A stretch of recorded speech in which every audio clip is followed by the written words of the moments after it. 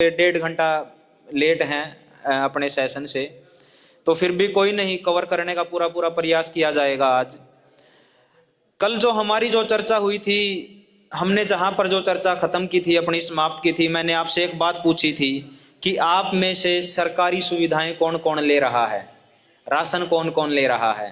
तो लगभग यहाँ पर 85% साथियों ने हाथ उठाए थे कि हम ले रहे हैं। उसी पर आएंगे। अब पहली बात, हम एक बात बोलते हैं, लगातार हमेशा ही बोलते हैं कि अगर आपने किसी भी समस्या का समाधान करना है तो पहले उस समस्या को जांचिए, पहले उस समस्या को जानिए पूरा। अगर आप समस्या के बारे में नहीं जानोगे तो आप समाधान की ओर कभी भी नहीं बढ़ पाओगे। अब आजकल समाज में क्या हो रहा है, जो सरकारें भी जो कर रही हैं वो दिखावा कर रही हैं। म्यूट कर लीजिए इसको, आवाज बंद कर लीजिए सभी साथी, वैसे चलने दो, आवाज बंद कर दो बस। क्या हो रहा है कि जो सरकारें भी हैं वो भी समस्या को जानती तो हैं वो, क्योंकि समस्याएं देने वाले वही हैं, लेकिन वो समस्याओं का औपचारिक तौर पर इलाज करते हुए नजर आएंगे। जैसे गंगा के नाम पर अभी अब बड़ा कौतूहल मचा हुआ है कि गंगा का पानी दूषित हो चुका है, हम गंगा की सफाई करेंगे। ऐसा आता है ना सुनने में, भाई पर्यावरण बड़ा दूषित हो रहा है इसीलिए हमने पेड़ लगाने हैं ज्यादा से ज्यादा, ऐसा भी देखने को मिलता है। ये भी ऐसी बहुत सारी समस्याएं हैं जो समाज के अंदर जो चल रही हैं। जैसे शिक्षा के ऊपर भी अभी नई शिक्षा नीति बनाई गई थी पिछले साल, और उसके ऊपर भी बोला गया था कि भाई नई शिक्षा नीति हम बनाएंगे जिससे बच्चों की शिक्षा में हमें मतलब एक उच्च कोटि की हम शिक्षा दे पाए, लेकिन वो भी नहीं हुआ। असल में क्या होता है, आवाज बंद कर लो, अब इसको रख दो करके आप। क्या होता है असल में, चाहे सरकार है या कोई सामाजिक संगठन है, उसकी सबसे बड़ी जो आज के टाइम पे जो कमी है वो एक ही कमी है कि वो समस्या की जड़ तक नहीं जाते। वो समस्या के ऊपरी सतह तक जाकर और ये सोचते हैं कि हम इसका समाधान कर देंगे। आप एक चीज बताइए, एक बात बताइए कि जब हमारे घर के अंदर खाना नहीं मतलब अनाज नहीं होता तो हम क्या करते हैं। हमारे घर के लिए हमने खाना बनाना है और अनाज नहीं है तो हम क्या करेंगे। एक तो हमारे पास उपाय यह है कि हम जो सरकार से जो सुविधाएं ले रहे हैं वो ले लें। दूसरा हमारे पास रास्ता यह है कि हम किसी किसान से लें और जो किसान शुद्ध पैदा कर रहा है उससे लें। एक तो यह है कि अगर हम किसी से भीख समान हम राशन ले रहे हैं, उस राशन में पता नहीं क्या क्या डाल के दिया जा रहा है जिसके कारण हम बीमार होते हैं। और दूसरा यह है कि हम किसी किसान से लें जो शुद्ध पैदा कर रहा है, और वो अनाज जब हम खाएंगे तो हम स्वस्थ रहेंगे, एक अनाज खाने से हम बीमार होंगे, तो हम किस ओर जाएंगे। लेकिन जब तक हम समस्या को नहीं समझेंगे तब तक तो हमें जो मिल रहा है, जो सरकार की तरफ से जो सुविधाएं मिल रही है उन्हीं की तरफ तो जाएंगे ना। हमें पता तो नहीं कि उसको खाने से क्या क्या दुष्परिणाम आएंगे। वो कितने दिन से रखा हुआ है, उसको चूहे भी कुतर रहे हैं, उसके अंदर तरह तरह के स्प्रे भी किए जा रहे हैं उसको लंबे टाइम तक स्टोरेज रखने के लिए कि भाई ये खराब ना हो।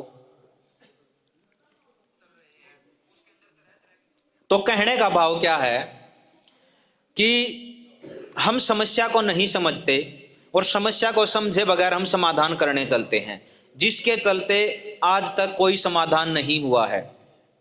देश भर में अगर मोटे मोटे तौर पर अगर हिसाब लगाया जाए तो जो रजिस्टर्ड संगठन हैं वो लगभग 30 लाख के आसपास हैं। कितने हैं जी? 30 लाख के आसपास सामाजिक संगठन हैं जो देश की समस्याओं, भिन्न समस्याओं को लेकर खड़े हुए हैं, और वो ये कहते हैं कि हम समस्याओं का समाधान करेंगे। लेकिन दुर्भाग्य की बात यह है कि किसी एक समस्या का समाधान आज तक नहीं हुआ। जिसने भ्रष्टाचार के मुद्दे को उठाया वो आज तक भ्रष्टाचार का अंत नहीं कर पाया। जिसने भूखमरी का उठाया वो आज तक भूखमरी दूर नहीं कर पाया। जिसने सामाजिक में जो महिला शोषण का जो उठाया वो शोषण को नहीं रोक पाया। जिसने पर्यावरण को बचाने का प्रयास किया वो पर्यावरण को नहीं बचा पाया। जिसने जल को बचाने का प्रयास किया वो जल को नहीं बचा पाया। मतलब जितनी समस्याएं हैं, समस्याएं लगातार बढ़ती जा रही हैं, और दुर्भाग्य की बात है हमारे लिए कि हमारे देश में संगठन भी लगातार बढ़ते जा रहे हैं। अब इसका कारण क्या है? मूल पे जाना पड़ेगा, क्योंकि जितने भी संगठन है वो मूल जड़ कारण पे नहीं जाते। अगर किसी वृक्ष को काटना हो समाप्त करना हो, तो अगर आप उस वृक्ष के तने को काट दोगे तो फिर से हरा हो जाएगा। होता है ना ऐसा कि बहुत सारे वृक्ष होते हैं, जब आंधी तूफान आती है तो वो टूट जाते हैं, लेकिन वो कुछ समय के बाद फिर से हरे भरे हो जाते हैं और अपने आप को रिकवर कर लेते हैं। अब उसी वृक्ष को अगर समाप्त करना है, अगर उसकी जड़ काट दी जाए, क्या वो वृक्ष खड़ा रह पाएगा? फिर सूख जाएगा ना।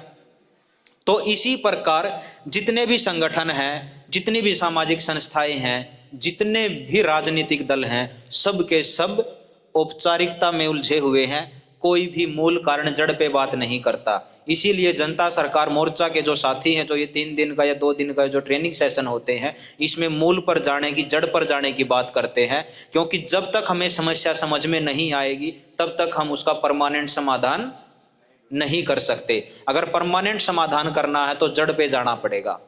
कल सचिन भाई ने अपने वक्तव्य में कहा था कि ये जो पूरे का पूरा जो षड्यंत्र चालू हुआ था, जो कंट्रोल करने की जो नीति चालू हुई थी, वो 1492 से हुई थी। पेपल बुल नामक एक जो पेपल बुल आया था, पेपल बुल से पूरी दुनिया के ऊपर शासन, पूरी दुनिया को 2 हिस्सों में बांट दिया था और पूरी दुनिया के ऊपर 2 वर्ग राज करने के लिए चले थे। एक स्पेन था और दूसरा पुर्तगाल था।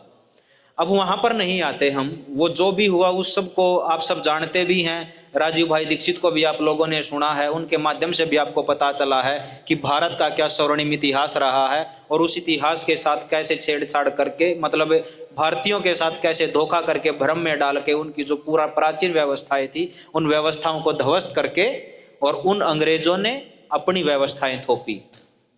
तो अब आते हैं कि वो कितना नुकसान कब तक कर पाए थे। अगर आप लोग स्टडी करोगे, आप लोग रिसर्च में जाओगे, तो आप लोगों को पता चलेगा कि अंग्रेजों ने भी शासन किया, मुगलों ने भी किया, तरह तरह की आक्रांताएं भी झेली इस देश ने, लेकिन फिर भी इस देश की जो मूल थी, जो जड़ थी, वो जड़ को समाप्त नहीं कर पाए थे। इस जड़ को जो समाप्त किया, उस जड़ को समाप्त करने पे तुले ये काले अंग्रेज जो आज सत्ताओं के अंदर शासन कर रहे हैं। और जो सबसे बड़ा जो षड्यंत्र चालू हुआ आजाद, तथाकथित आजादी के बाद, वो हुआ 1970 के बाद। ये जो आंकड़े हैं, इन आंकड़ों को नोट करना और आप अपनी खुद की रिसर्च करना। 1970 में होता क्या है कि जितनी भी समाज को कंट्रोल करने के लिए जितने भी नियम, जितने भी कानून लेकर आने थे, वो सब की सब पॉलिसियां 1970 के बाद आई इस देश के अंदर।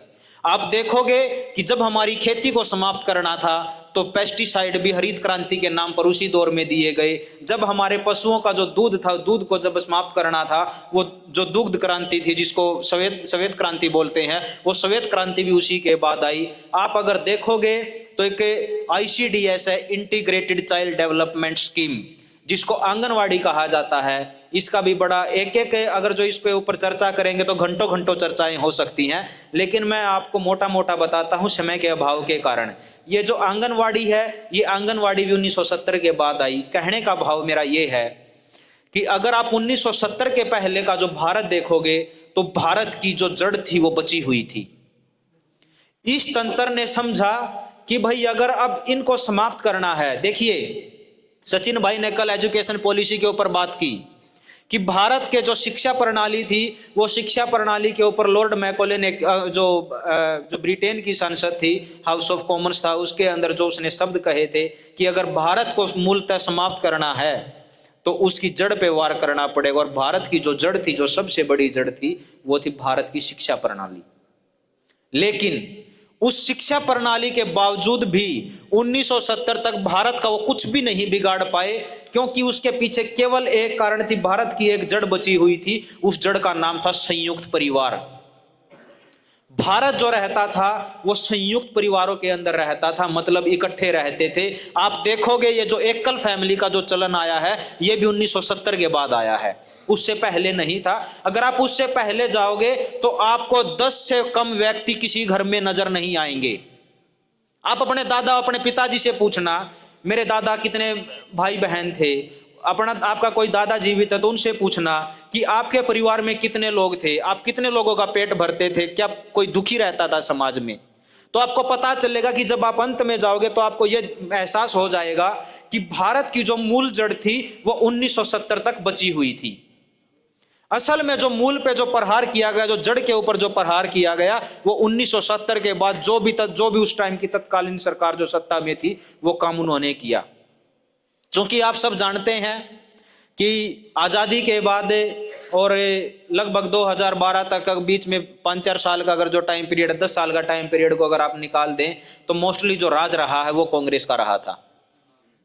तो उस कांग्रेस की ही देन थी, क्योंकि क्या होता है कि सत्ता में वही लोग बिठाए जाते हैं या वही लोग भेजे जाते हैं सत्ता के अंदर जो समाज का नाश करने के लिए तैयार हों, जिनके पास अपनी समझ ना हो, अपनी बुद्धि ना हो, अपना विवेक ना हो।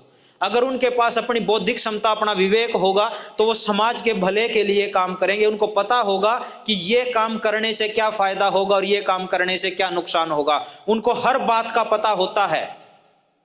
लेकिन सत्ता हमेशा उसी व्यक्ति को पसंद करती है जिस व्यक्ति के पास अपना कोई लॉजिक ना हो, अपनी कोई बौद्धिक क्षमता ना हो, जो दूसरे के कहने पर काम करे। मात्र और मात्र अगर सत्ता में भी जाती हैं तो वो कठपुतलियां ही जाती हैं जो उनके उस कॉरपोरेट जगत के इशारे पे चले।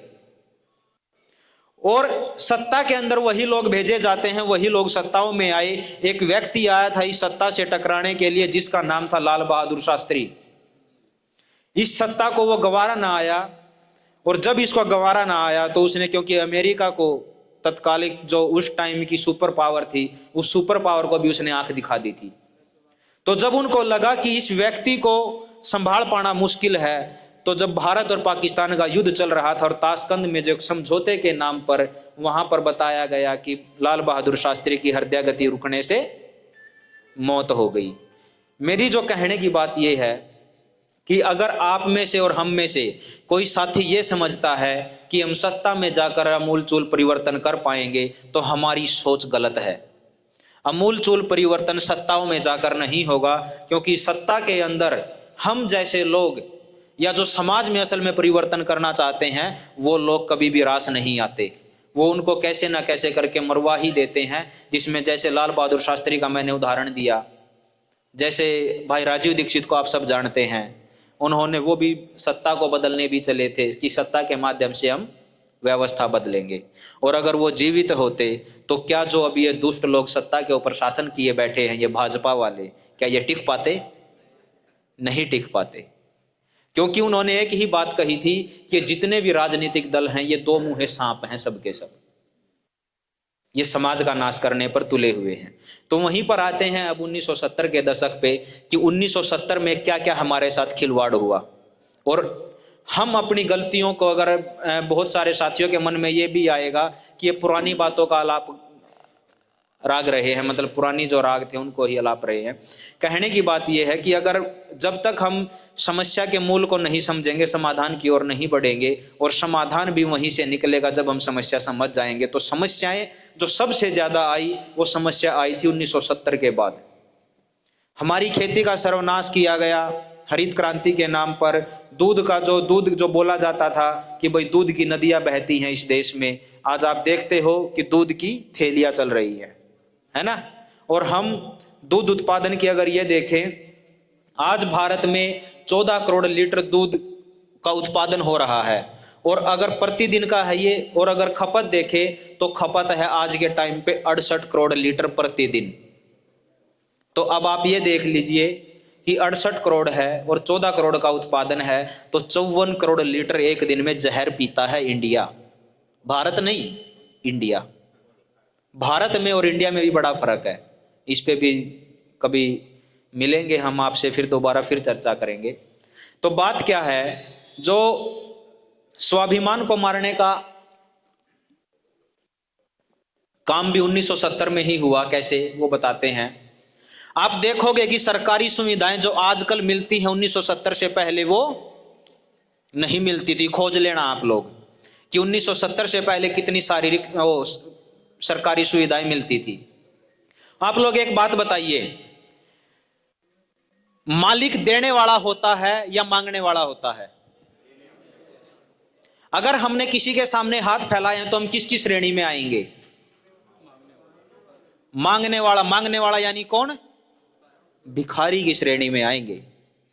व्यक्ति के स्वाभिमान को मारना था, और स्वाभिमान को मारना था बचपन से ही। और उस स्वाभिमान को मारने के लिए एक स्कीम लॉन्च की जाती है 1972 में, जिसका नाम है ICDS, integrated child development scheme. इस नाम से कोई नहीं जानता, लेकिन आंगनवाड़ी के नाम से सब जानते हैं।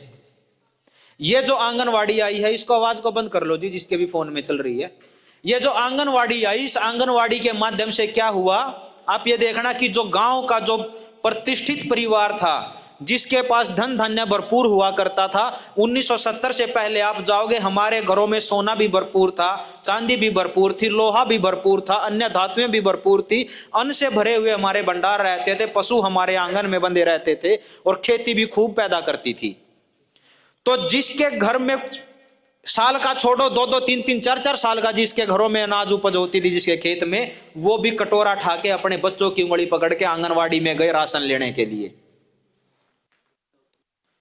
और जब हम मांगते हैं किसी से भी, हाथ फैलाते हैं, हाथ में कटोरा लेके निकले, हम हाथ फैलाते हैं, हाथ फैलाते ही हमारा स्वाभिमान मर जाता है। यह साइकोलॉजिकल है, क्योंकि दिमाग से मारना था इन लोगों ने, और दिमाग से मारने के लिए हाथों में कटोरे थमाए गए। वो चूरी लेने के लिए हम उस आंगनवाड़ी में गए, और आंगनवाड़ी में बच्चा भी था साथ में। उस बच्चे के दिमाग के ऊपर क्या प्रभाव पड़ रहा था कि मांगना कोई भी बुरा नहीं होता, मांग तो हम सकते ही हैं। और वो बच्चा लगातार देख रहा था, क्योंकि माँ या दादी माँ या दादाजी उसको साथ में लेकर जा रहे थे। उसको लग रहा था कि जब मेरे माता पिता ये काम कर रहे तो ये काम तो अच्छा ही होता होगा। और उस बच्चे की वहीं से मांगने की परवरिश ने जन्म लिया। और फिर धीरे धीरे जैसे ही हम आगे बढ़ते गए, हरियाणा के अंदर बहुत सारे, क्योंकि हरियाणा से ही हम हैं तो बहुत सारे लोग इसका मेरा विरोध भी कर सकते हैं, हरियाणा के अंदर एक स्कीम और लाई गई जिसको वृद्धा पेंशन बोला गया था, बुढ़ापा पेंशन। और वो लेने वाला एक हमारे यहाँ का बड़ा नेता हुआ, उसका बड़ा बखान किया जाता है, चौधरी देवीलाल।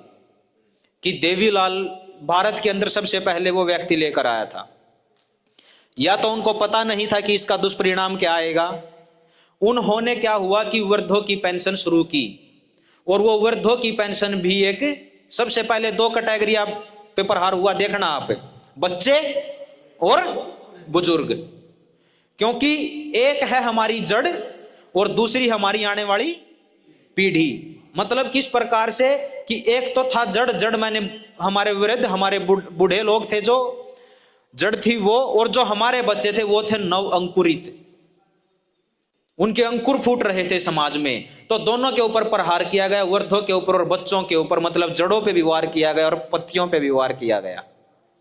तो दोनों को फ्री का लालच देकर मतलब क्या किया गया, स्वाभिमान को मारने का काम किया। आप एक चीज बताना कि जो व्यक्ति देता है उसका स्वाभिमान हमेशा जीवित रहता है, लेकिन मांगने वाले का क्या कभी कोई स्वाभिमान जिंदा रहता है? हम जब किसी की भी व्यक्ति से, किसी के सामने हम हाथ फैलाते हैं तो हमारा स्वाभिमान मर जाता है। और आप देख लेना कि भिखारी का अपना कोई स्वाभिमान नहीं होता। जिसने हाथ में कटोरा उठा के चौक चौराहे पर मांगना शुरू कर दिया, उसका स्वाभिमान वहीं पर मर गया। लेकिन हमें वो भिखारी उस चौक चौराहों पर ही नजर आते हैं। हम अपने समाज के अंदर वो भिखारियों को नहीं देख पाते कि जिसको सरकार जबरदस्ती भिखारी बना रही है। अब इसी बात पे आते हैं, हमें यह लगा कि भाई सरकार तो अपने पास से कुछ दे रही है, हमारा ध्यान इस पर नहीं गया कि सरकार पहले हमसे छीनती है, और हमसे छीनकर, वो नौकर हैं हमारे, हमसे छीनकर वो मालिक की श्रेणी में आकर वो ये बताते हैं कि भाई जो देने वाले हैं वो हम हैं। हमारे को फुटकड़ में कुछ दिया जाता है और हम ये मान लेते हैं कि ये लोग ही शासन करने वाले हैं, ये लोग ही असली मालिक है, क्योंकि मालिक देने वाला होता है। बहुत सारा हमसे लूटते हैं और फिर मुट्ठी भर हमारे को दे दिए जाते हैं, और हम उस मुट्ठी भर के नाम पर उसको मालिक मानने लगते हैं उन नौकरों को, क्योंकि सरकार हमसे चलती है। आप में से बहुत सारे व्यक्ति साथी ये सोचेंगे कि हमारा सरकार में कोई योगदान नहीं है।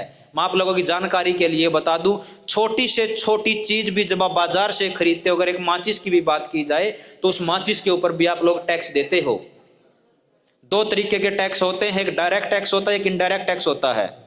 डायरेक्ट टैक्स अलग होता है, लेकिन इनडायरेक्ट टैक्स पूरी देश की जनता से वसूला जाता है। हमें नहीं पता होता कि हम किस वस्तु के ऊपर कितना कर देते हैं। अगर हम आज एक बाइक खरीदने जाएं तो उस एक मोटरसाइकिल की अगर 80,000 रुपए कीमत है तो हम उस पर 30,000 से ज्यादा टैक्स देते हैं, और हमें लगता है कि हम तो कुछ कर ही नहीं रहे। देश को चलाने वाले तो असल में हम ही लोग हैं, आप ही लोग हो, लेकिन जो हमारे नौकर बैठे वो नौकर जनता को भीख देकर वो उसके स्वाभिमान को मारने का काम करते हैं। फिर आप एक चीज देखना, 1970 से पहले आप जाओगे, आपको कोई भी दस्तावेज नहीं मिलेंगे अपने जो सरकार ने बनाए हो, कोई भी दस्तावेज नहीं मिलेगा आपके पूर्वजों का। ना तो उनका आपको उस टाइम पे राशन कार्ड मिलेगा, ना उस टाइम पे आपको उनका पैन कार्ड मिलेगा, बहुत कम लोगों के आपको मिलेंगे। तो उस टाइम पे जो वोटिंग में भी आप देखोगे कि सरकारों को चुनने में भी जो वोटिंग प्रतिशत थी वो भी बहुत कम होती थी, मतलब जो वोटर थे वोटर भी बहुत कम थे। सब के सब इस देश में कौन थे? मालिक थे। तो क्या हुआ कि 1970 के बाद एक तरफ दस्तावेज बनने शुरू हुए, एक तरफ भीख देनी शुरू हुई, एक तरफ हमारी खेतों के ऊपर प्रहार किया गया, और दूसरी ओर जो सबसे बड़ा जो कोड बन के आया समाज में उसका नाम था टीवी। सचिन भाई ने भी कल उसके ऊपर थोड़ा सा चर्चा की थी। टीवी आया, टेलीविजन। ये जो टीवी आया, इस टीवी के माध्यम से ये जितनी भी स्कीमें थी ये समाज में पहुंचानी थी। अब टीवी को कोई लाने के लिए तैयार नहीं था, इसीलिए टीवी घर घर कैसे आए उसके लिए माध्यम चुना गया, क्या? धार्मिक कार्यक्रम। आप नोट करना, अपने पूर्वजों से पूछना, जो मेरे हम उम्र के हैं उनसे पूछना कि हमारे घर में सबसे पहले टीवी कब आया, तो वो एक ही बात बोलेंगे। अगर आप हिंदू समाज से संबंध रखते हैं तो यही बोलेंगे कि जब महाभारत और रामायण आई तब हमारे घर में टीवी आया।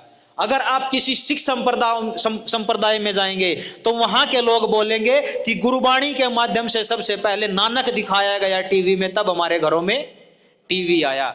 लेकिन एक वर्ग बैठा था जिसने अपने पवित्र ग्रंथ, वो बोलते हैं, वो मैंने पढ़ा नहीं है और उनका पवित्र ग्रंथ ही होगा क्योंकि हर ग्रंथ के ऊपर हमारी एक स्पेसिफिक आस्था है। एक पवित्र ग्रंथ था जिसका नाम कुरान था। उन्होंने कुरान में क्या किया कि उन्होंने पता था कि क्या क्या इसके दुष्परिणाम आने हैं, पहले से ही पता था कि कहीं उनको पूर्वजों को, उन्होंने कई चीजें हराम की। एक तो सबसे पहले उन्होंने ये बोला कि सिनेमा हराम है। दूसरा उन्होंने बोला कि जो मदिरा है वो भी हराम है। और एक चीज और थी, क्या था उसका? जी नहीं, नशा तो आ गया, ब्याज। एक बोला गया कि ब्याज हराम है। आप इन तीनों को आप देखना कि जब वो ग्रंथ उन्होंने बनाया होगा, ये कुरान बनाई होगी, तो हमें पता है कि जब उन्होंने ये बनाया हमारा, क्योंकि अगर हम लॉजिकल उस पे जाएंगे तो पता चलेगा कि उस टाइम पे ये योजनाएं लाने की तैयारी थी कभी। क्योंकि आज अगर कोई मेरे मन में कोई बीज उपजा, मेरे को ये पता है कि ये 500 साल के बाद ये ऐसे ऐसे काम करना चाहिए, तो मैं 500 साल पहले की योजना आज बना के रख सकता हूं और उसके ऊपर धीरे धीरे चलने का प्रयास किया जाएगा। मेरे जाने के बाद उसके ऊपर सैकड़ों लोग काम कर सकते हैं। और इसी प्रकार ये जब धर्म, जो तथाकथित जो धर्म है, मैं मुस्लिम को धर्म नहीं मानता, मैं हिंदू को धर्म नहीं मानता, ये धर्म नहीं है, ये संप्रदाय है, पंथ है, मत पंथ संप्रदाय है। ये जो धर्म है, धर्म सबके लिए समान होता है। धर्म मतलब क्या है? जल को दूषित करना अधर्म है और जल को सुरक्षित रखना धर्म है। पेड़ काटना अधर्म है और पेड़ को बचाना धर्म है। असल में तो धर्म यह है जो सबके लिए सही हो वही धर्म है, और जो किसी एक के लिए भी गलत हो वो अधर्म है। लेकिन उसमें स्वार्थ परे रखा जाता है। धर्म और अधर्म की परिभाषा हमारे को अलग अलग बताई जाती है।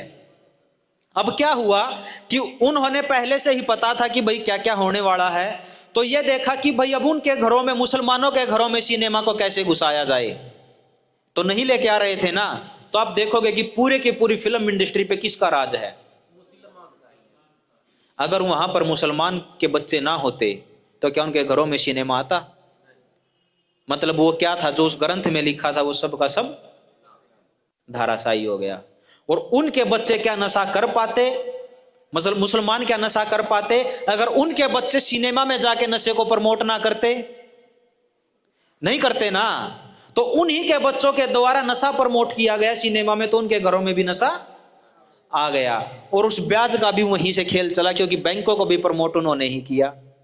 अब आते हैं हम अपने उस पे कि जब हम टीवी लाने के लिए कोई भी तैयार नहीं था, तो सबसे पहले जो आया वो महाभारत और रामायण आई, जिसके महाभारत और रामायण के चलते गांव में पहले एक टीवी आया, फिर 2 हुए, फिर 4 हुए, फिर घर घर हुए। फिर जब वो हर घर तक वो टीवी पहुंच गए, तो एक कहानी के तौर पे समझाता हूं मैं इसको कि जब पूरे समाज में टीवी पहुंच गए, तब टीवी जो निर्माता कंपनी थी उसके टीवी बिकने बंद हो गए, क्योंकि हर घर तक टीवी पहुंच चुके थे। तो ये देखा कि टीवी के जो निर्माता कंपनी थी उसने विज्ञापन निकाला कि मेरे यहां पर एमडी की पोस्ट खाली है और इस पोस्ट के लिए हमें किसी योग्य उम्मीदवार की जरूरत है। तो उसमें हजारों लोगों ने अपना नामांकन किया और 1000 लोगों ने नामांकन करने के बाद उसमें एक ही शर्त थी जाने के बाद कि भाई हम हर घर में टीवी पहुंचा चुके हैं, अब और टीवी हमारे बिक नहीं रहे, आप में से जो भी व्यक्ति ज्यादा से ज्यादा टीवियों को बेच सके उसके लिए ये पोस्ट है। तो सब के सब वहां से वापस आ गए, किसी के पास कोई आइडिया नहीं आया। कोई हमारे जैसा खुरापाती दिमाग का बोला कि भाई मैं ये टीवी बेच सकता हूं। तो उस मालिक ने बोला कि आप कैसे बेच सकते हो? तो उसने एक बात कही कि ये जो भारत के लोग हैं ये संयुक्त परिवार में रहते हैं, अगर हर घर में मतलब टीवी और बेचने हैं तो परिवारों को तोड़ना पड़ेगा। जैसे ही परिवार टूटेंगे, आप अकेले टीवी का बोल रहे हो, मैं 4 गुना टीवी बेच सकता हूं, 4 गुना फ्रिज बेच सकता हूं, 4 गुना रसोइयां बेच सकता हूं, 4 गुना सारे संसाधन बेच सकता हूं जो एक घर में प्रयोग होते हैं। और उसी टाइम पे एक स्लोगन चलता है 1970 के आसपास ही कि बड़ा परिवार दुखी परिवार और छोटा परिवार सुखी परिवार। साइकोलॉजिक तौर पर हम ये नहीं समझते कि इन कथनों का हमारे दिमाग के ऊपर क्या प्रभाव आता है, क्या असर पड़ता है, हम नहीं जानते इन बातों को। लेकिन जिस चीज को हम बार बार देखते हैं, जो कथन कहीं पर चलन में आता है या पढ़ते हैं हम उसको, हमारे दिमाग के ऊपर उसका प्रभाव पड़ता है। और यह प्रभाव आप लोगों ने अभी जो तत्कालिक सरकार जो सत्ता में है इसके ऊपर भी देख लिया होगा कि 2014 से मनुष्य के दिमाग को प्रोग्राम किया जा रहा है। आप घर से बाहर निकलते हैं तो किसी एक स्पेशल व्यक्ति का फोटो मिलता है, घर से आप सरकारी राशन लेते हैं, वो राशन के थैले के ऊपर एक स्पेशल आदमी का फोटो मिलता है। आप पेट्रोल पंप पे तेल भरवाने जाते हैं तो एक स्पेशल आदमी का और स्पेशल पार्टी का एक फोटो मिलता है। आप कहीं पर भी जाएं वहीं पर मिलता। आप सोशल मीडिया खोले तो उस पार्टी का प्रचार, आप फेसबुक खोले तो उसका प्रचार, आप व्हाट्सएप पर जाए तो उसका प्रचार, मतलब एक एक दिन में आपको 100 बार एक ही विशेष दल का प्रचार हुआ मिलता है। और आप लोग भी ये सोचते हैं बाद में, मेरे यहां का मैं बताता हूं कि भाई विरोध भी बहुत ज्यादा हो रहा है फिर भी सत्ता में कैसे आते हैं। ये दिमाग के ऊपर प्रहार किया जा रहा, माइंड प्रोग्रामिंग हो रही है। हम किसी विशेष दल के पक्षधर नहीं है, क्योंकि जो नीति आई थी, नीतियों को लाने वाला पहले कौन थी? कांग्रेस। उस कांग्रेस के माध्यम से ही आई ना। 1970 में किसकी सरकार थी?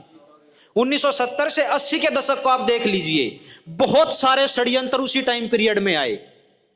लेकिन हम क्या करते हैं, हमारे पुरखे थे जो वो अगर गांव भी बसाते थे, उस गांव का भी ये देखते थे कि 500 साल बाद अगर गांव के ऊपर कोई समस्या आएगी तो क्या आएगी, और उस समस्या का समाधान 500 साल पहले करके रखते थे। मतलब कितनी दूरगामी सोच थी उनकी, थी ना। आप गांव को बसाते हुए देख लीजिए, जितनी भी हमारी परंपराएं बनाई हैं, ये जो हमारे बीच में जो आदिवासी साथी बैठे हैं, इनके पुरखों ने क्या कहा था कि सरकार के नियंत्रण में कभी भी नहीं जाना है, सरकारी सुविधाएं कोई भी नहीं लेनी है, कोई भी दस्तावेज नहीं बनाना है। क्यों कहा था उन्होंने? क्योंकि उनको पता था भविष्य में कैसे कैसे षड्यंत्र लाए जाएंगे, और उनके लिए पहले ही सचेत कर दिया कि आप मालिक हो, अगर सरकारी सुविधाओं पे आप जाओगे तो आप नौकर की श्रेणी में आ जाओगे। आप जो मालिक हो, आपका मालिक है, आप मालिक नहीं रहोगे, आप नौकर बन जाओगे। और दुर्भाग्य की बात यह है कि जिन आदिवासियों के जो पुरखे भी ये बात बोलते थे, आज वो आदिवासी भी अपने दस्तावेज बना के और इसी सरकारी तंत्र की सुविधाएं भोग रहे हैं। तो जो 1970 से 80 के दशक में जितनी भी ये योजनाएं आई, एक एक योजना का आप देखिएगा कि जब शुरुआत में खेतों में जहर डाला गया तो फ्री में दिया गया था किसानों को। फ्री में दिया गया था, और उपज के नाम पर किसानों का लालच बढ़ा, और फसल के आप देखना 1970 से पहले पैसे को महत्व भी नहीं दिया जाता था। सशक्त भारत था उस टाइम पे भी। ये बोलते हैं ना कि भारत 1900 से पहले बड़ा मजबूत था, हम ये बोलते हैं 1970 से पहले भारत बड़ा मजबूत था। बहुत सारे लोगों ने तोड़ने का प्रयास किया, लेकिन भारत की जड़ों पे प्रहार नहीं कर पाए, जड़ों से जुदा नहीं कर पाए। जैसे ही हमारे परिवार की इकाइयां छोटी हुई, वैसे ही हमारे समाज का सत्यानाश होना तय हुआ। अब आप एक चीज देखिए, जो ये आंगनवाड़ी आई, इन आंगनवाड़ी पे स्लोगन लिखा गया, बड़ा परिवार दुखी परिवार, छोटा परिवार सुखी परिवार।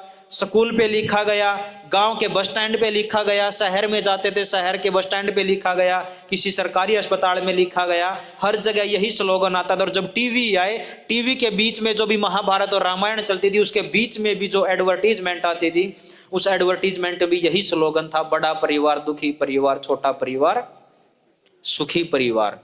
और ये आ रही थी, इसके साथ साथ में गर्भ निरोधक गोलियों का भी प्रचार होना शुरू हुआ, जो उस टाइम से पहले के हैं। आप पूछ लेना किसी से भी, बहुत सारे तो यहीं पर मौजूद हैं, कि उस टाइम पे ये खेल शुरू हुआ और हमारे को कितना तोड़ा गया। वहां पर हमारे दिमाग के ऊपर इतना प्रेशर आया कि लोग, सबसे पहले जो महिलाएं थी, महिलाओं ने कहना शुरू किया कि छोटा परिवार तो सुखी होता है, हमसे इतने लोगों की रोटियां खाना नहीं बनता।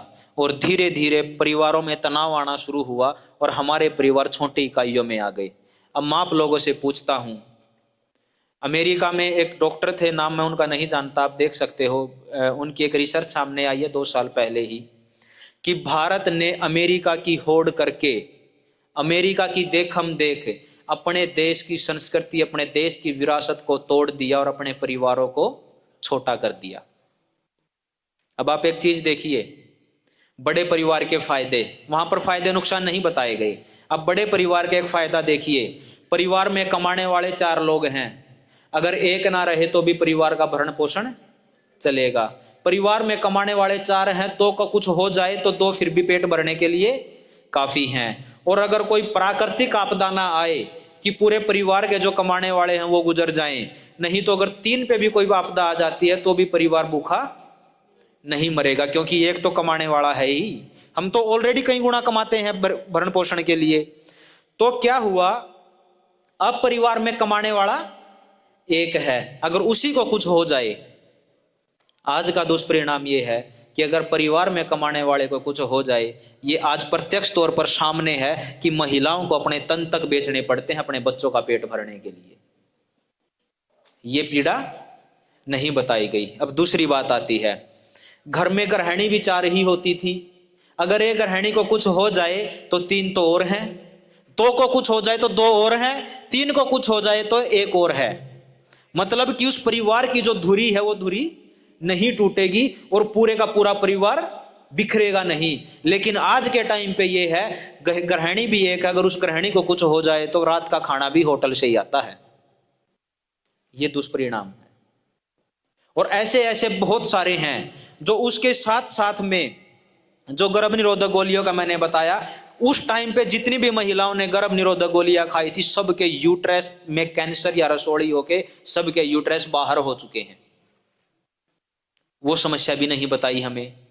मतलब मेरा कहने का भाव क्या है कि इसी दौर में, इसी टाइम पीरियड में समाज का सबसे ज्यादा सत्यानाश किया गया था और उस टाइम पे सत्ता में थी कांग्रेस। और जो सबसे बड़ा, जो पूरे समाज का जो बेड़ा गर्क करना था, वो बेड़ा गर्क हुआ टीवी के माध्यम से। जब टीवी समाज में आया तो पहले धार्मिक कार्यक्रमों के माध्यम से आया, फिर जब वो टीवी आया तो टीवी के अंदर सप्ताह में 1 फिल्म आती थी 3 घंटे की, और पूरा परिवार समय निकाल के उस 3 घंटे की फिल्म जो होती थी, वो 3 घंटे अपने निकाल के अपने काम जल्दी जल्दी में करके उस टीवी के पास में बैठ जाते थे और वो फिल्म पूरी देखते थे। फिर उन्होंने देखा, आज जैसे आप लोग ये यूट्यूब पे या किसी उस पे या फेसबुक पे आप कोई वीडियोज वगैरह चलाते हो तो उस पे आपको दिखता है ना कि भाई कितने व्यूज हो गए हैं, कितने लोग देख रहे हैं, वॉच टाइम कितना, इसका पता चलता है ना।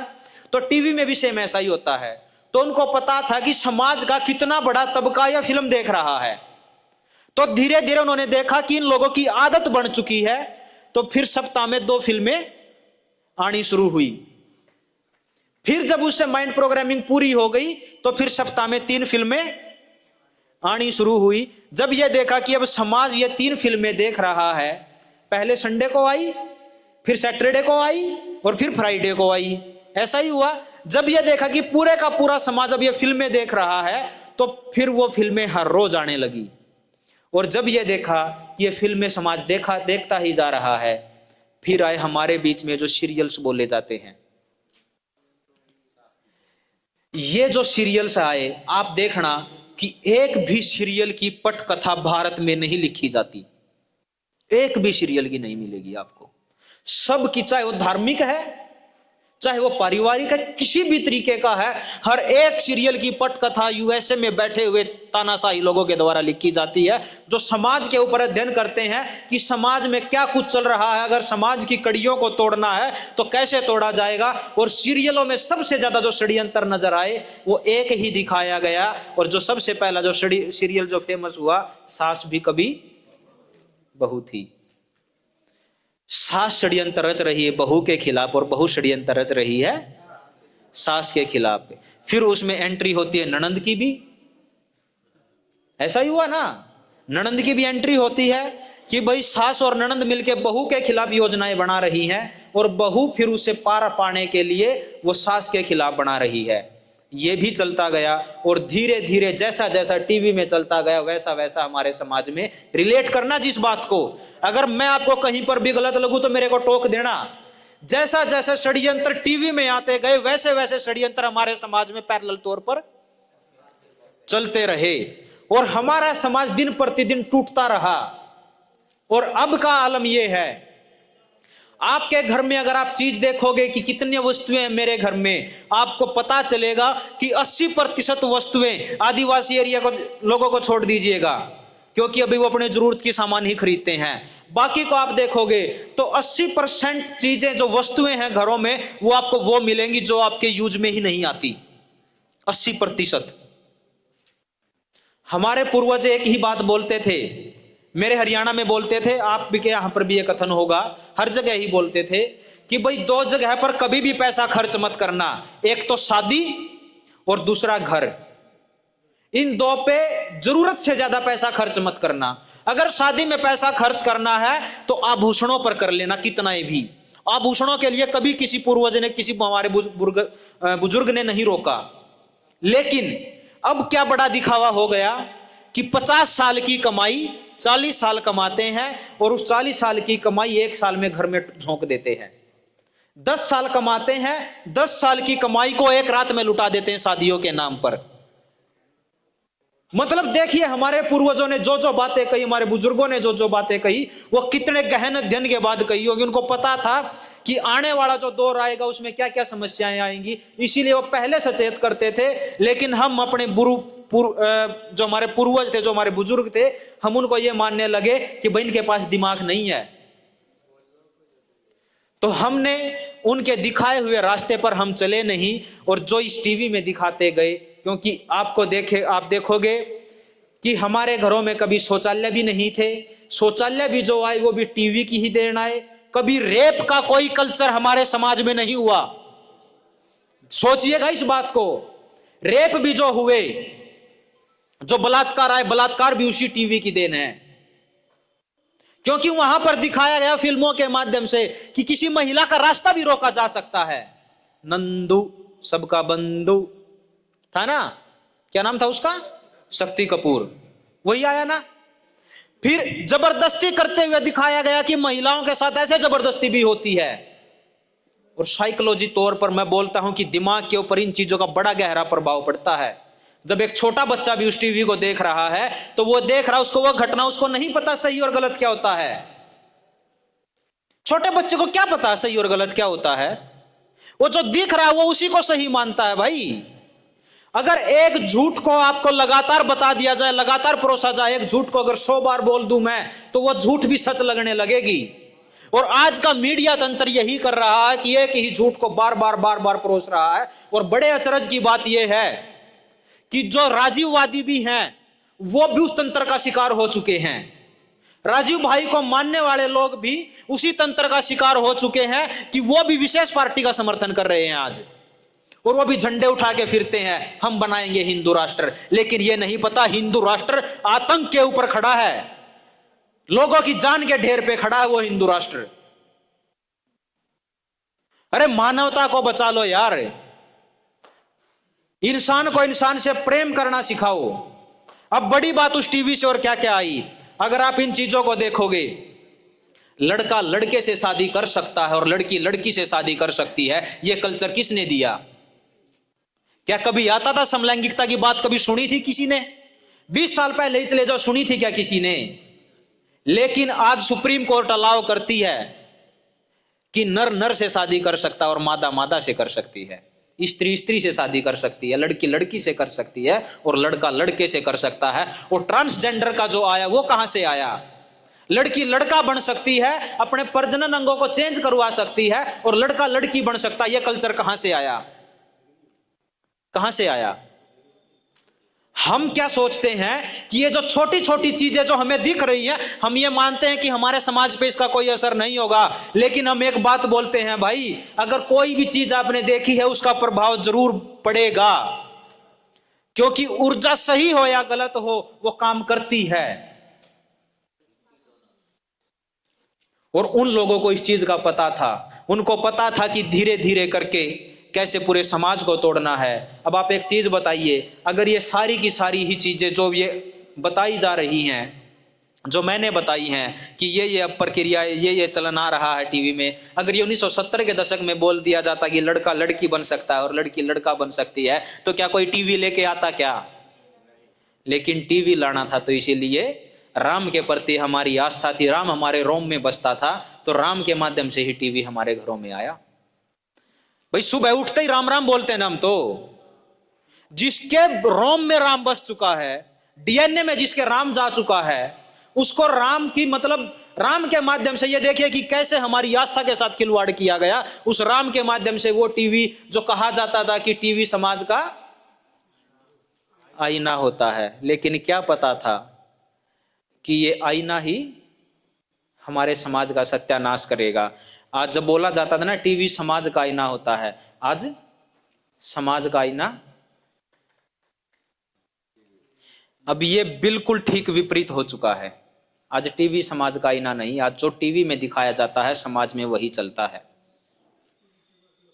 ठीक है, तो ये छोटी छोटी चीजें, ये अपने आप को अगर आप जोड़ के चलोगे तो आपको पता चलेगा कि ये षड्यंत्र कितने गहरे हैं। और अगर इनसे निजात पानी है, अपने आप को बचाना है, अपने नस्लों को बचाना है, अपनी फसलों को बचाना है, तो हमें उस हर एक अंग पे वार करना पड़ेगा, तभी हम इस व्यवस्था को बदल सकते हैं। ये व्यवस्था बदलना कोई बच्चों का खेल नहीं है। और मैंने कल भी कहा था आप लोगों को कि अगर व्यवस्था बदली जाएगी तो व्यवस्था मानव इकाई से बदली जाएगी, हर घर से बदली जाएगी, हर रसोई से बदली जाएगी। धरने देने से व्यवस्था नहीं बदलेगी भाई, क्योंकि जब हम धरने देते हैं तो भी हम मांग ही करते हैं सरकारों से, और मांगने वाला फिर से भिखारी बनता है। हम मालिक हैं, हम आदेश देंगे, और आदेश देने के लिए आप सब साथियों को जोड़ रहे हैं कि जो राजीव भाई दीक्षित ने जो फौज खड़ी की थी, उस फौज को एक सूत्र में बांधें। जरूरी नहीं है कि वो जनता सरकार मोर्चा के साथ मिलकर काम करे, अपना अलग से संगठन बना ले भाई, जिसके विचार मैच नहीं करते, लेकिन ध्येय तो सभी का एक है। जैसे कल ऋषि भाई भी बैठे थे, वो भी यही बात बोल रहे थे कि हमारे रास्ते भले ही अलग अलग हैं, लेकिन हमारी मंजिल एक है। आप दूसरे रास्ते से आओ, हम दूसरे रास्ते से आते हैं, और तीसरे रास्ते से आते हैं, और चौथे रास्ते से आते हैं, लेकिन जब किसी एक रास्ते को तोड़ा जाए तो तीनों रास्तों से आवाज उठनी चाहिए कि वो गलत हो रहा है भाई। जैसे आज अगर झारखंड के ऊपर कोई आपत्ति आती है तो आवाज हरियाणा पंजाब से उठनी चाहिए, और अगर हरियाणा के ऊपर कोई आंच आती है तो आवाज झारखंड, बिहार, छत्तीसगढ़, मध्य प्रदेश, महाराष्ट्र से उठनी चाहिए। तभी हम बचा सकते हैं, वरना अकेले एक राज्य की भी औकात कुछ नहीं है। बड़े लेवल पर अगर आप देखोगे तो आपको पता चलेगा कि देश भी इनके लिए आज कुछ नहीं रहे। सत्ताओं में बैठ के कुछ नहीं बदला जाता, ना बदल सकते हैं। सत्ता में बहुत से अच्छे लोग भी आए हैं और उन अच्छे लोगों का पता भी नहीं चला वो कब उनको किनारे कर दिया गया, कब ये सत्ता उनका शिकार करके उनको निगल गई। और जिस टीवी की मैंने बात की है, ये बहुत सारे हैं, अगर टीवी के ऊपर भी मैं बोलूं तो मैं पूरा एक दिन बोल सकता हूं। इतने गहरे षड्यंत्र टीवी के माध्यम से दिए गए हैं। बच्चों को जब छोटे छोटे बच्चों को जब ये कार्टून्स दिखाते हैं, और आप देखिएगा कि कार्टून्स के अंदर जो लैंग्वेज प्रयोग की जाती है बच्चे सेम वही लैंग्वेज प्रयोग करते हैं, सेम वही डिट्टो। तो हमारी जड़ों के ऊपर और हमारी आने वाली हमारी पीढ़ियां, जो हमारी नस्लें हैं, उन नस्लों को समाप्त किया जा रहा है। अगर आजादी की ओर हमने कदम बढ़ाना है तो सबसे पहला कदम टीवी को अपने घरों से निकाल दो भाई। और ये कोरोना काल में भी देखा गया था कि जिसने टीवी का प्रयोग बंद किया था उसके घर में कोरोना प्रवेश नहीं कर पाया था, और जो टीवी पर चिपके रहते थे वो जीवित भी बहुत कम बचे। ये तो देखने में आया था, प्रत्यक्ष तौर पे है। हम इसको कैसे भी कहें, हमारे मानने या ना मानने से तो कुछ होगा नहीं, लेकिन ये तो हुआ था ना। डर का माहौल भी उसी के माध्यम से परोसा जाता है। और बड़ी बात यह है कि जो टीवी का जो पेटेंट है, जो 1940 से 50 के दशक में लिया गया, उस पेटेंट का नाम है माइंड कंट्रोल यूनिट, दिमाग को नियंत्रित करने वाला यंत्र। अब आप ये देखिए कि टीवी कैसे दिमाग को नियंत्रित करता है। टीवी में जो चलता है वही हमारे समाज में आता है, या जो हमारे समाज में होता है वो टीवी में दिखाया जाता है। जो टीवी में होता है वो हमारे समाज में होता है। पहले चूंकि घर घर तक पहुंचाना था, पहले वो दृश्य दिखाए गए कि जो समाज में चलता था वो टीवी में दिखाया गया। लेकिन उनका उद्देश्य तो ये था कि टीवी के माध्यम से समाज में क्या क्या लेके आना है, योजना तो इस पर बनी थी। और आज बड़े अचरज की बात है कि जो टेक्नोलॉजी थी वो टेक्नोलॉजी हमारा शिकार कर चुकी है। हम उस टेक्नोलॉजी के शिकार होते जा रहे हैं। और जो टेक्नोलॉजी है आज टीवी का मैंने बताया, अब इससे बड़ा हथियार हम सब के, क्योंकि उनको देखना था कि भाई पूरे समाज को कैसे बर्बाद करना है, और समाज को बर्बाद करने के लिए टीवी लाना था। क्योंकि टीवी हर व्यक्ति तक नहीं पहुंच सकता था, हर व्यक्ति तक पहुंचने के लिए दूसरे इक्विपमेंट आए जिसका नाम मोबाइल है। और इस मोबाइल की आज आलम यह है कि आज माएँ जब बच्चों को दूध पिलाती हैं तो भी उसको फोन दिखाती हैं। बच्चा तो टेस्टिंग करता है ना, मेरी जिद कहां पर पूरी होती है।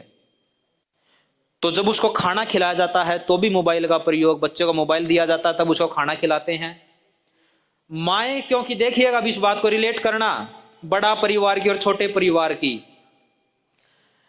पहले बच्चे के पास अथाह लोग होते थे घर में, 10 से 15, 20, 30, 40, 50 लोग होते थे। बच्चे के लिए मतलब समय निकालना, 5-5 मिनट भी अगर निकालता, कोई एक बच्चे को खिलाता था तो भी बच्चा पूरा दिन मस्त रहता था और वो थक के सो जाता था।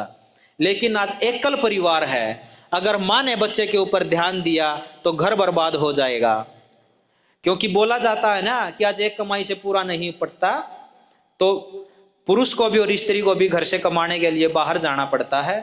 तो बच्चे को जल्दी जल्दी, मतलब बच्चा परेशान ना करे, हमारे काम में व्यवधान ना डाले, इसीलिए बच्चे के हाथ में मोबाइल पकड़ा देते हैं। अब आप सोचिए, अगर बड़ा परिवार होता तो क्या उस बच्चे को फोन देने की जरूरत थी?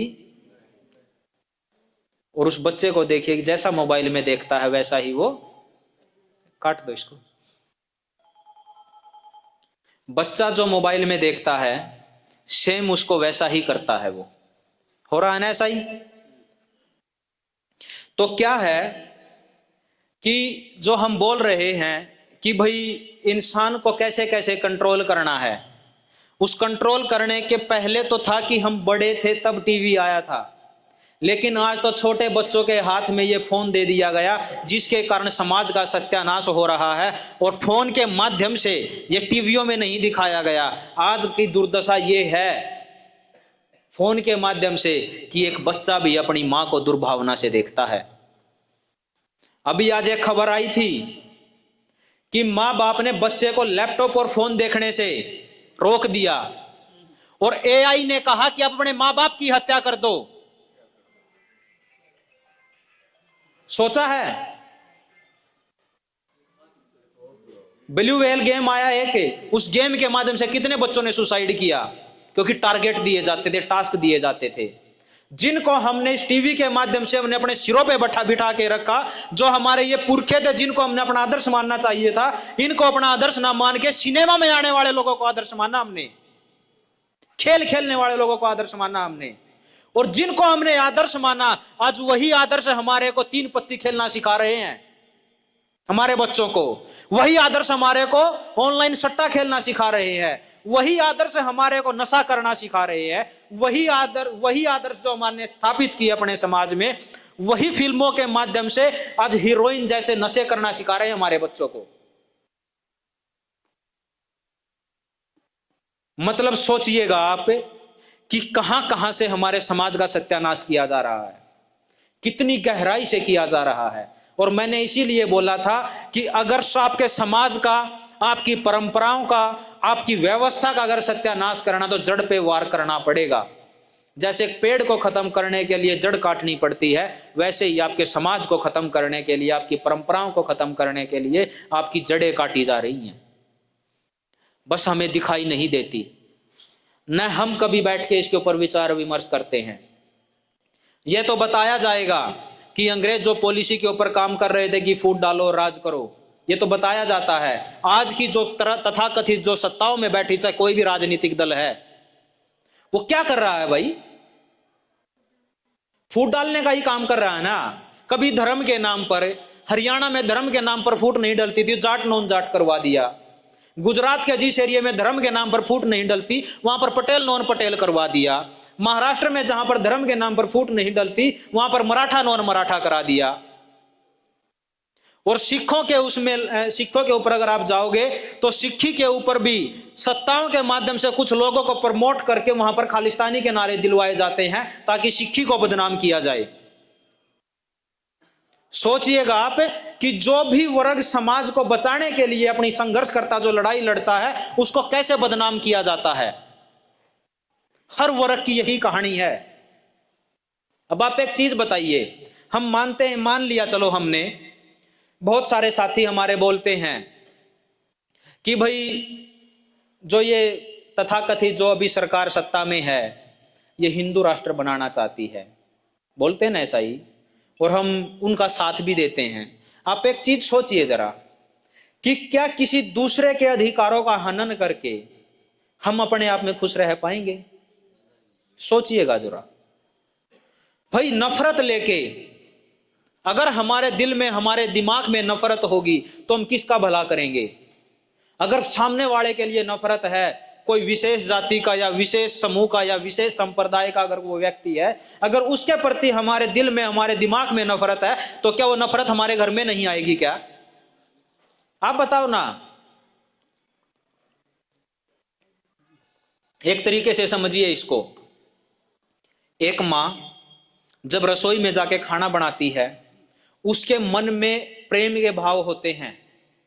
सेम मसाले वो उस खाने को बनाते हुए डालती है, प्रेम के भाव होते हैं, और उस खाने को सारे परिवार वाले खा के वाह वाह करते हैं कि बहुत अच्छा खाना बना। वही मां गुस्से में आकर खाना बनाती है, वही सारी चीजें डालती है उसके अंदर, लेकिन वो खाना सबको बुरा क्यों लगता है?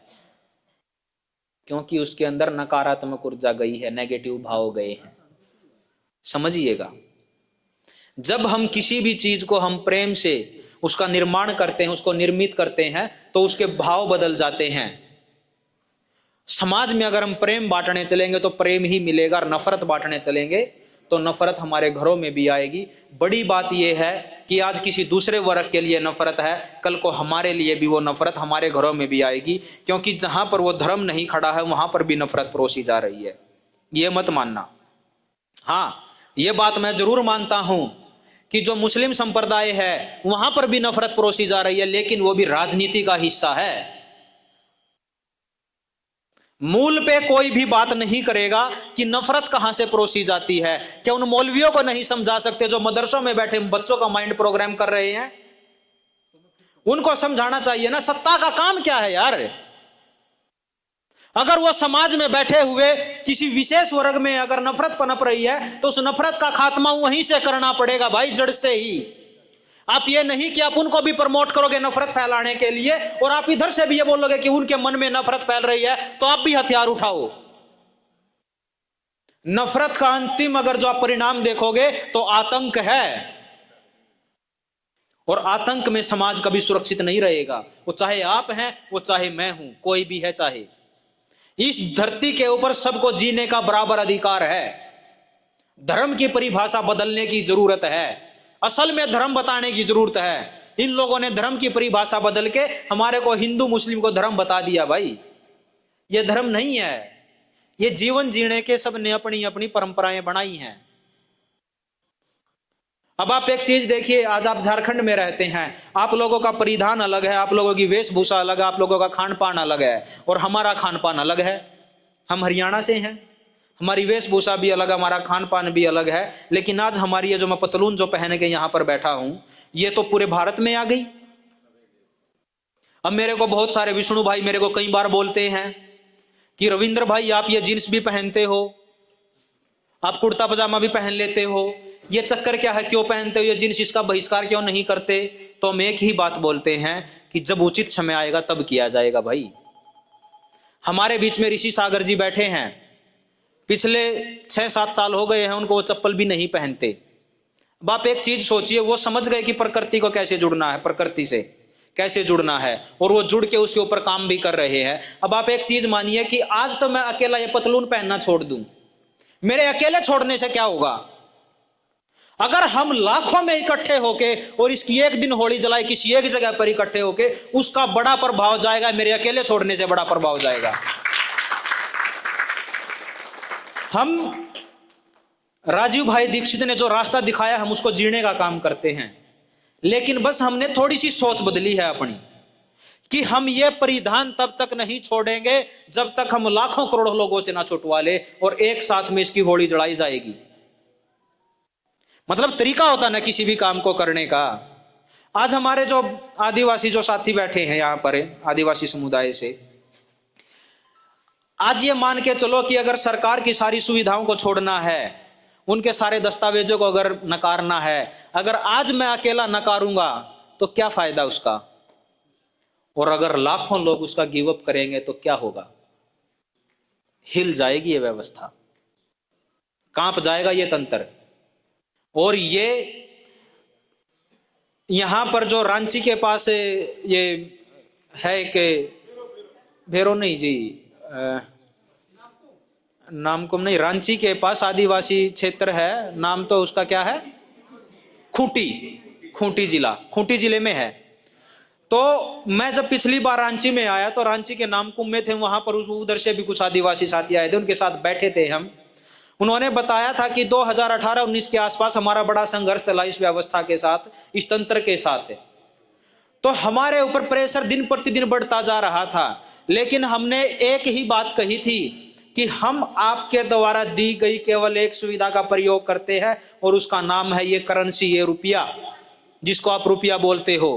अगर आप हमारे ऊपर प्रेशर बनाओगे तो हम अपनी खुद की मुद्रा बनाएंगे और आपकी मुद्रा को नकार देंगे। जिस दिन उन्होंने ये कहा, उस दिन पूरे का पूरा तंत्र बैकफुट पे आ गया था, क्योंकि ये दिखा कि अगर खूंटी के लोगों की आस्था है, क्योंकि मानते तो हम ये रुपया है, अगर उनकी इस मुद्रा के प्रति आस्था डगमगा गई तो पूरे देश के लोगों की इस मुद्रा के प्रति आस्था डगमगा जाएगी। अगर पूरे देश के लोगों की आस्था डगमगा गई तो तुम्हारा तंत्र बिखर जाएगा। उनको पता है और हमें भी पता है इस बात का कि कहां पर वार करने से व्यवस्था बदली जाएगी, लेकिन पहले उसके लिए संसाधन तो जुटा लें। कल देवेंद्र भाई भी एक बात बोल रहे थे कि मान के चलो हमें ये दीवार गिरानी है, एक तो जाके हम इसमें टक्कर मारे, ये दीवार क्या गिरेगी? अगर इसको हजारों लोग जाके गिराएंगे तो एक एक ईंट भी हिस्से में नहीं आएगी और हम इसको चुटकियों में बिखेर देंगे। ऐसा ही है ना? तो पहले हम वो समझ के लोग, समझ के साथ, क्योंकि ये ज्ञान युद्ध है, ये समझ के साथ ही लड़ा जाएगा। ये धरने प्रदर्शन करने से, ये हथियार उठाने से, ये सरकारों के खिलाफ नारेबाजी करने से ये नहीं बदला जाएगा। ये बदला जाएगा तो ज्ञान के माध्यम से बदला जाएगा, ये बदला जाएगा तो रसोई से बदला जाएगा, ये बदला जाएगा तो प्रत्येक व्यक्ति से बदला जाएगा, और उस प्रत्येक व्यक्ति के पास समझ होना जरूरी है। आज हरियाणा में काफी आप बहुत सारे जगह हम जाते हैं तो बोलते हैं कि आप लोग इस तंत्र से कैसे टकराते हो, तो हम एक ही बात बोलते हैं कि हम समझ से ही टकराते हैं। यहां तक कि कोर्ट के फैसलों को भी नकारा है हमने, और अपने ज्ञान से ही नकारा है। हमने कहा है कि जनता से कोर्ट है, कोर्ट से जनता नहीं, और जनता ही मालिक है। न्याय में न्यायाधीश अगर कोई बैठा है वो भी इंसान ही है, भगवान नहीं है। भगवान हम उसको तब तक मानते हैं जब वो उचित न्याय करेगा। अगर वो उचित न्याय नहीं करेगा तो राक्षस की श्रेणी में है, और हम उस राक्षसी परंपरा को मानने वाले लोग नहीं है भाई। मतलब जो सही है वो सबके लिए सही है, और जो गलत है वो सबके लिए गलत है। यही धर्म है और यही अधर्म है। अगर कोई गलत का साथ देता है तो वो अधर्म है, और अगर कोई सही का साथ देता है तो वही धर्म है। महाभारत का जो युद्ध हुआ था इसी धर्म और अधर्म के खिलाफ हुआ था। धर्म के पक्ष में था और अधर्म के खिलाफ लड़ा गया था।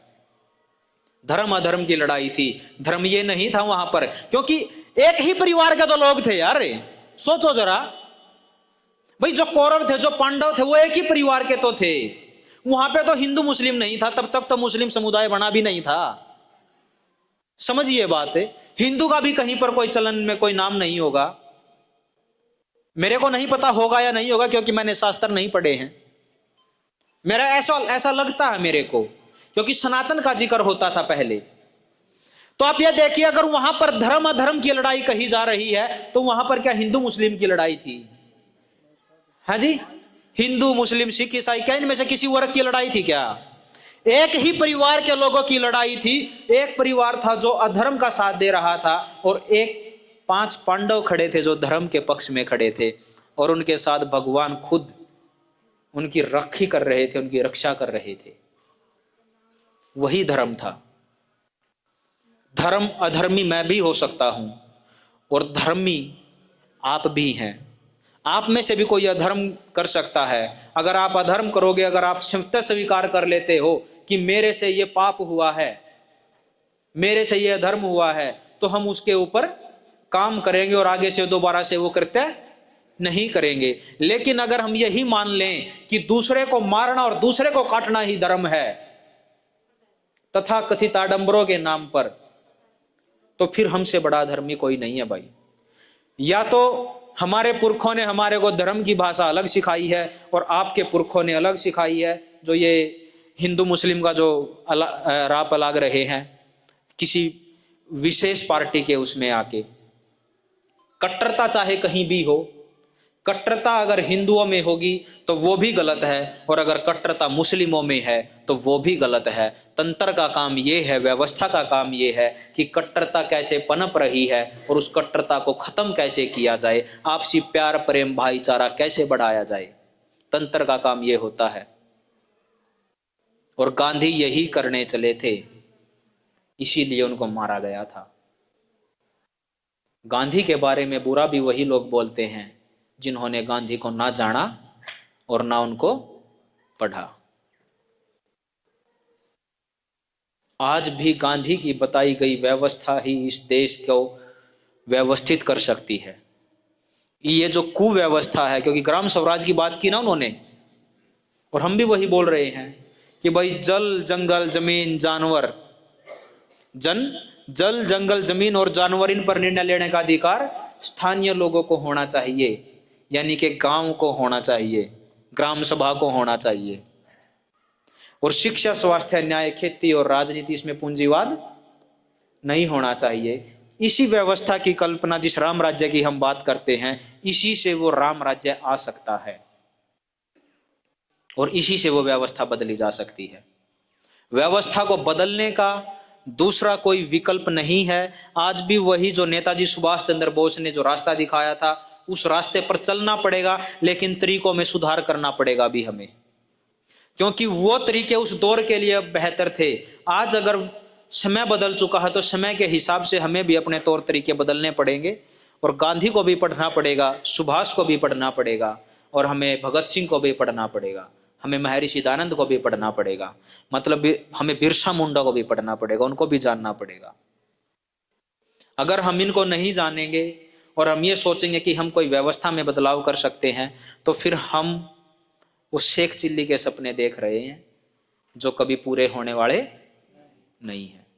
तो पहले तो समझिए समस्याएं कहाँ हैं, कैसी हैं और कैसे हमारे को तोड़ा जा रहा है, जातियों के नाम पे कैसे बांटा जा रहा है और धर्मों के नाम पे कैसे बांटा जा रहा है। जाति व्यवस्था के ऊपर भी अगर आप जाओगे तो आपको पता चलेगा कि हमारे पूर्वजों का कितना बड़ा विज्ञान था।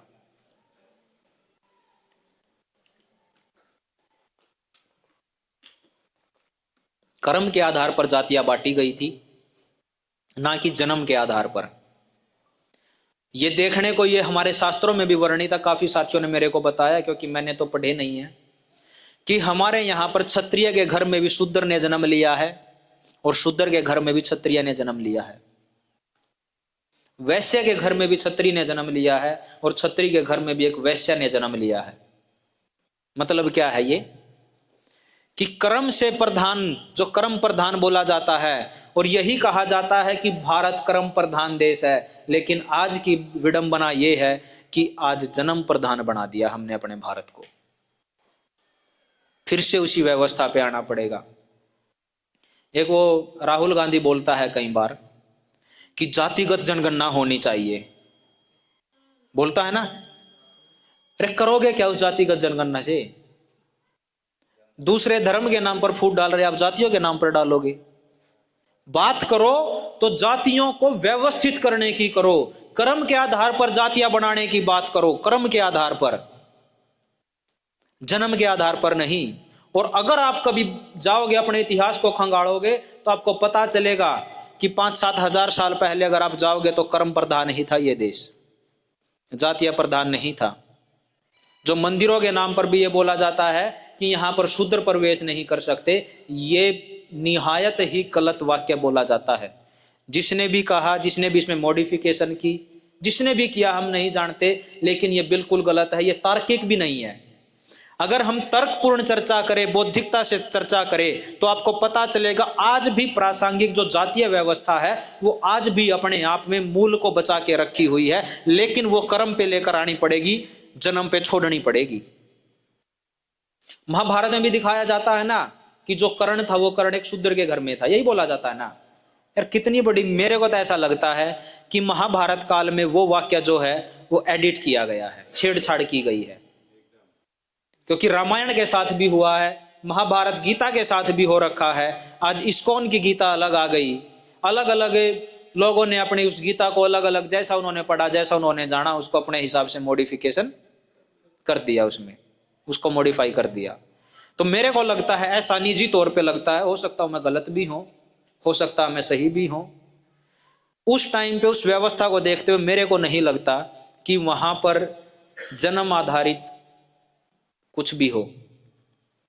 क्योंकि एक शूद्र के घर में वो बोला गया कि वो रहता था, मतलब जन्म तो क्षत्राणी ने दिया था, तो वहां पर तो मेरे को नहीं लगता कि वहां पर जन्म आधारित व्यवस्था थी, कर्म आधारित थी वहां पर भी। और इसी कर्म को प्रधान मानना पड़ेगा। आप इसको ऐसे रिलेट कर सकते हो, जो चमार होता है, चमार मतलब कौन? चर्मकार, चमड़े का काम करने वाला। मान के चलो मैं चमड़े का काम करता हूं, और चमड़े का जब मैं काम करता हूं तो वो मृत पशुओं से मैंने वो खाल उतारनी पड़ेगी, उसका चमड़ा मेरे को बनाना पड़ेगा।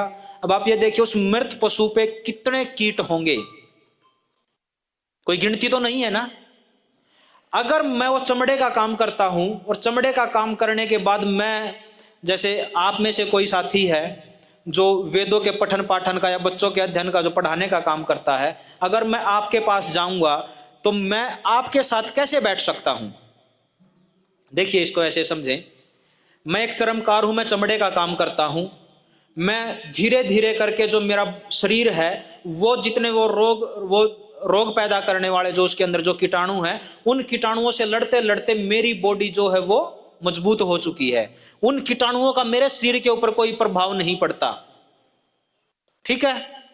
अब अगर मैं विष्णु भाई के पास बैठता हूं, ये खेती करते हैं, ये किसान हैं, अगर मैं इनके पास जाके बैठता हूं तो मेरे शरीर पे तो वो कीटाणु हैं, क्योंकि मैं चमड़े का काम करता हूं। तो जब मैं इनके पास जाके बैठूंगा तो इनके शरीर पे भी वो कीटाणु बैठेंगे, आएंगे या नहीं आएंगे? और ये अपने परिवार में भी बैठता है, अपने परिवार के साथ भी रहता है ये, तो इसके परिवार में भी जाएंगे। तो जिससे परिपक्व होकर मेरा शरीर इतना मजबूत बना है कि वो जो कीटाणु है मेरा कुछ नहीं बिगाड़ पाते, वही कीटाणु मौत का कारण बन सकते हैं विष्णु की और इसके परिवार की, और परिवार से समाज की। देखिए कितने मतलब गहरा वैज्ञानिक है इसमें, वैज्ञानिक छिपा हुआ है। अगर आपको देखिए, अगर आप जातिगत मानोगे इसको तो उसको अलग रखिए, अगर आप तर्कपूर्ण इस पे मेरे से चर्चा करने के लिए तैयार है तो कोई भी साथी आके इस पर चर्चा कर सकता है। तर्कपूर्ण सही होना चाहिए अभी, और संवैधान मतलब न्यायिक होना चाहिए, संवैधान को छोड़िए न्यायिक होना चाहिए। तो जो तर्कपूर्ण है, अब इसके शरीर पे वो जो रोग जाएंगे तो पूरा इससे इसका परिवार बीमार होगा, परिवार से समाज बीमार होगा, गांव बीमार होगा, तो धीरे धीरे वो बीमारियां बढ़ती जाएंगी। इसीलिए मैं इससे दूरी बनाकर बैठूंगा। अब जो एक चारपाई होती है, चारपाई होती है 3x6 की चारपाई होगी, तो अगर मैं उस चारपाई पे बैठूंगा तो मैं इसके संपर्क में आ गया, वो कीटाणु चारपाई पे भी जाएंगे और चारपाई से फिर इनके शरीर पे भी जाएंगे। इसीलिए दूरी बनाने के लिए अलग बैठा जाता था, सब तक बैठते थे, कोई बिठाता नहीं था। दूसरी बात, फिर जब बहुत सारे लोग थे जो चर्मकार, जो चमड़े का काम करते थे, उनका मोहल्ला अलग क्यों बसाया गया? क्योंकि वो लोग, उनके शरीर मजबूत हो चुके थे, उन वायरसों से लड़ते लड़ते वो बीमार नहीं होते थे। इसीलिए उन्होंने अपना अलग मोहल्ला बनाया कि जो चमड़े का काम करने वाले लोग हैं, उन्होंने अपना अलग मोहल्ला बनाया और वो वहां पर चमड़े का काम करके समाज में सुविधाएं देते थे। लेकिन गलती क्या हुई हमारे पुरखों से, हमारे बुजुर्गों से, कि हमने जब उन लोगों ने वो चमड़े का काम छोड़ दिया तो फिर भी हम उनको उसी नजर से देखने लगे, और फिर वो जो चीज जो कर्म आधारित होना था उसको हम जन्म आधारित मानने लगे। ये बड़ी गलती हुई, इसमें सुधार करना पड़ेगा अगर व्यवस्था व्यवस्थित करनी है तो।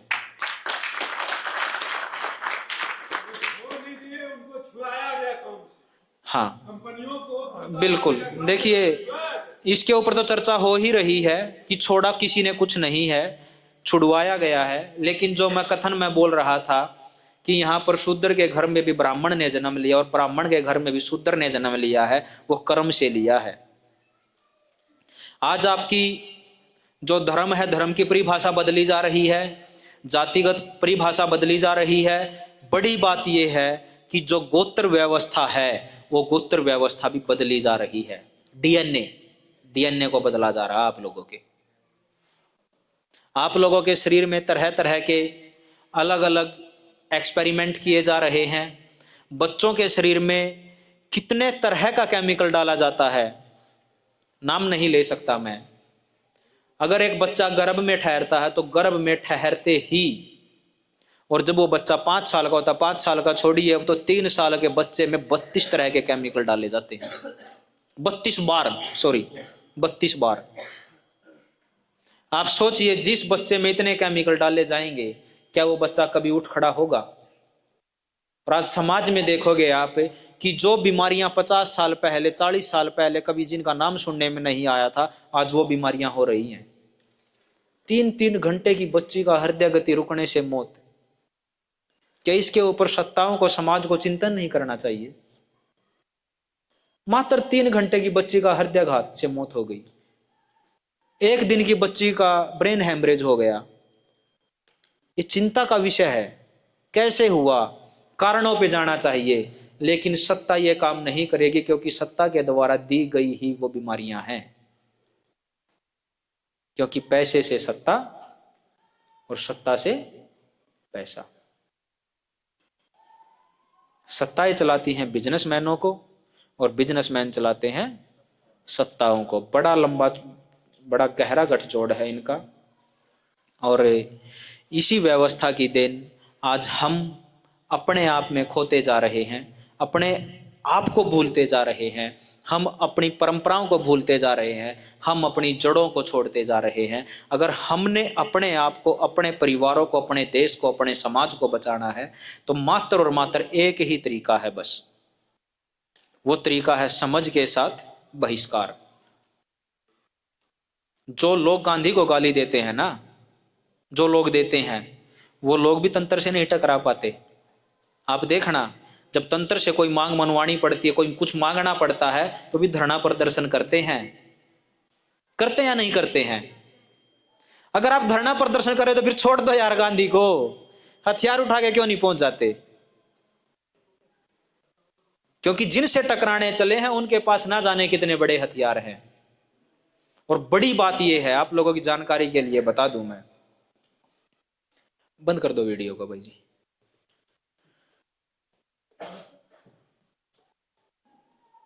आपकी जानकारी